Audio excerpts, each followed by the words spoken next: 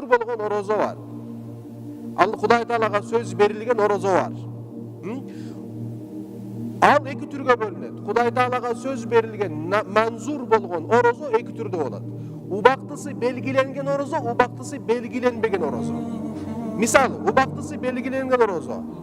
Эгерде менин бул маселем чечиле турган болсо, бул жуманын мисалы бул жуманын 4-чү күнү орозо кармайм деген сөз оозундан чыктыбы, маселеси чечилдиби, 4-чү күнү орозо кармаса эмне, кармаса эмне болуп калат?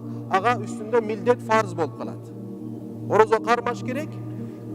4-чү күнү деп оозундан чыккандыгы үчүн убактысы белгиленген бир орозо болуп эсептелет. Ошон үчүн бул түрдөгү орозо, мисалы бирөө айтса, мен паланча күнү орозо кармаймын деп сөз берип койгон болсо, назыр кылып койгон болсо, убада берип койгон болсо, ошол күнү келгенде ал күндүн паланча орозосу деп эмне белгилеш, анан түнкүсүнөн баштап туруп ага ниет кылыш шарт болуп эсептелбейт. Себеби ал күнү келдиби, ага орозо карма моюнда эмне болуп эсептелет? Милдет болуп эсептелет. Эртең менен турдубу, эстедиби, демек бүгүн орозомун деп эмне кармап кете берет ал жерде орозосун. Бул экинчи түрү.